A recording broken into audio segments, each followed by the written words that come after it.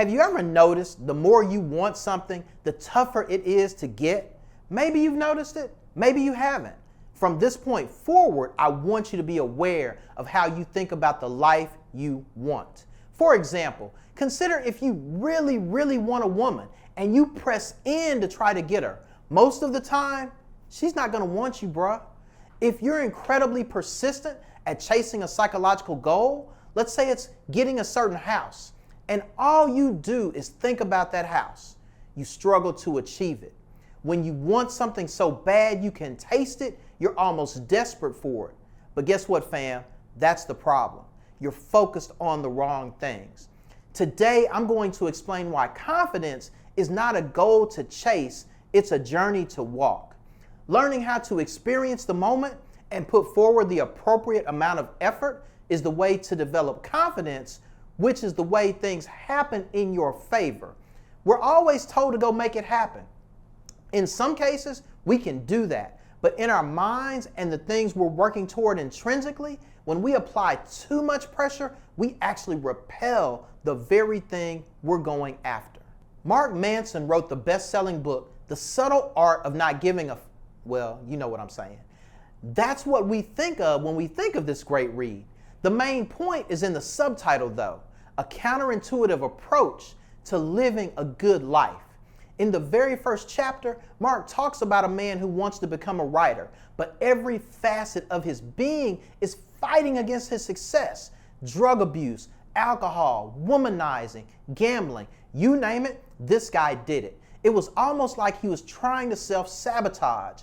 Then he got a break. He got a publishing deal with a small publisher and sold over 2 million copies. He overcame all obstacles, right? Wrong. He knew that he has this loser mentality, and instead of fighting it, he was honest with himself and he wrote about it.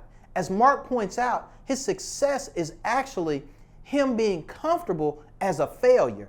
It's so counterintuitive, it's hard to grasp, but this is really how we must pursue, or not, our goals. Our goals are destinations to achieve. Manson makes the point that on tangible goals that don't have anything to do with psychology, we can pursue those in a linear fashion. If you drive a car for 2 hours, for example, at 60 miles an hour, you're going to go 120 miles. If you continue 2 more hours at 60 miles per hour, you're going to achieve a total of 240 miles. Becoming confident is a different story. You can't develop more confidence by reading twice as many books on confidence. If you read 2 books on confidence, then you read 2 more, that doesn't make you twice as confident. You can have more knowledge, but not become more confident. Manson actually says something about confidence which I think is quite profound. The confident man doesn't have to prove he's confident. I'll add, he just is. The same goes for many traits we have in life. The wise man doesn't have to prove he's wise. The rich man doesn't have to prove he's rich. Think about this one. How many humble people have you ever heard say, you know what, I'm pretty humble? Yeah, right. I can guess not very many. It's going to come off as not being humble. When you're confident, you live it. It exists in you rather than an external goal for you to pursue. So all that being said, confidence is essentially upside down. That means you already have it. You don't try to pursue it. There are things you can do to enhance your confidence and charisma, but not pursuit of confidence itself. Yes, I'm saying this on a channel where my entire goal is to teach you how to become more confident and more charismatic. But let me explain. Let's say you have a job interview where you don't feel qualified in the first place for this gig, but you want to take a shot. You studied every related piece of content you can find on the job. You talked to several people about the job. You studied the entire night before for the interview, and you're anxious and you're fried on 5 cups of coffee the next morning before the start of the interview. When you go to the interview, you're thinking of every question that can be asked. Each way they could try to trip you up, you're ready. You're like a bundle of information and emotion. When you sit down, you're shaking from the coffee. You shake his hand, but you're not comfortable. You're not really making eye contact with the interviewer. You're answering the questions, but they sound robotic. You finish the interview and you think you did great, only to find out a couple of days later you didn't get the job. How could that happen? I studied all night. I knew everything. You felt like you had the information and you answered every single question. You were pursuing confidence. But wait, let me tell you about the guy who got the job. He came in and sat down, shook hands with the interviewer, looked him in the eye, and engaged with him. This candidate couldn't answer every question, but he was honest about not knowing some things, but being willing to learn and lead. He never seemed robotic, and he was always comfortable whether he knew the answer or not. This was an easy decision for the interviewer on who to hire. Why? Because he was confident. It wasn't fake or contrived, it was real. Even in the absence of 100% of knowledge, there's a glowing confidence that he brings that says he's the right man for the job. This is why confidence is upside down. Yes, you should be prepared in every way possible, but you can't overdo it. Check this out. Have you ever heard that boxers can overtrain?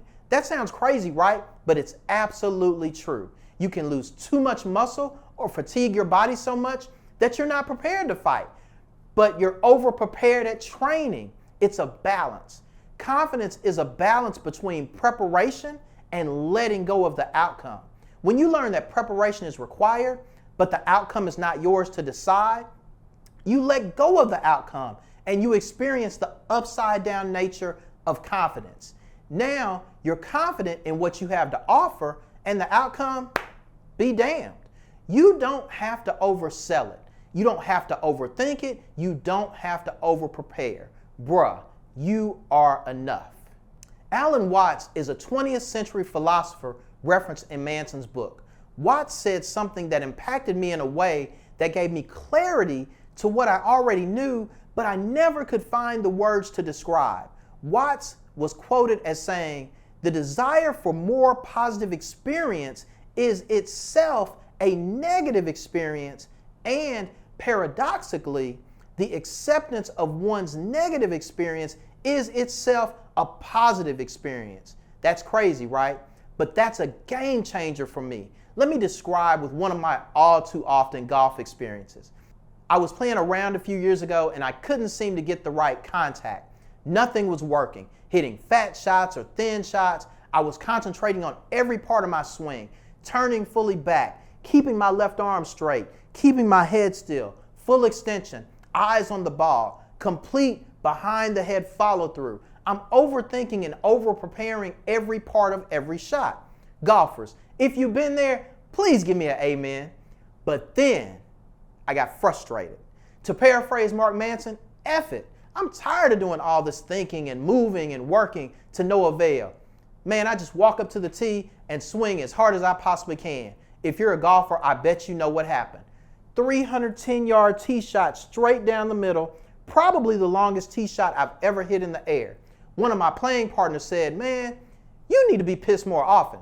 That seems like the case, but what really happened is I was desiring, in a bad way, a more positive experience. That overthink and overpreparedness was in and of itself a negative experience. But here comes the paradox. I accepted that I couldn't hit the ball and I didn't care anymore. That's what I thought mentally. In reality, I let go of the over-preparation and overthinking, and I accepted whatever the hell happened when I hit the ball. And that confidence in accepting the outcome led to my positive experience. Confidence is the sum of several things, but at the end of the day, your confidence is really just one simple definition. It's the ability to be comfortable with your uniqueness and your differences. Get comfortable with who you are. Get comfortable with your gifts. But here's the tough one, the most important one. Get comfortable with your flaws or your self-perceived shortcomings. I mentioned before on this channel, I'm not really the biggest fan of my accent. That remains a true statement, y'all. It's also true that I'm comfortable with it. It's a product of my environment. So if you can rock with my southern drawl, I appreciate you. If not, to be honest with you, I don't give a, well, you know what I mean. Get comfortable with who you are and what you offer. Don't chase the bag like it's literally running from you. Pursue your goals with the confidence and knowledge that who you are and what you have to offer is enough. If it's not enough, it wasn't for you. You know, The Rock tells this story that he was excited to be signed with the Canadian Football League out of college. He's about to play his first game, and right before, guess what? He gets cut from the team. He decided to let go of football after that. There's that let go again, and pursue wrestling. The rest is history. He didn't have to try to train 27 hours a day for 8 days a week to get another shot. He knew he gave everything he had, and it simply wasn't enough. And that's okay, that's great. He accepted the negative experience as a positive, and it created a world that never would have existed for him had he actually played pro football. One of the greatest things about confidence when you really develop the art is that you quickly realize you're not confident. Confidence is who you are. Sure, you may not be confident in every detail or every task, but confidence exudes from you because you know what situations to put yourself in where your confidence can shine through. I love the Alan Watts quote so much, I want to leave it with you. The desire for a more positive experience is itself a negative experience. And paradoxically, the acceptance of one's negative experience is itself a positive experience. When this statement resonates with your soul, I can assure you that confidence and charisma are both your superpowers.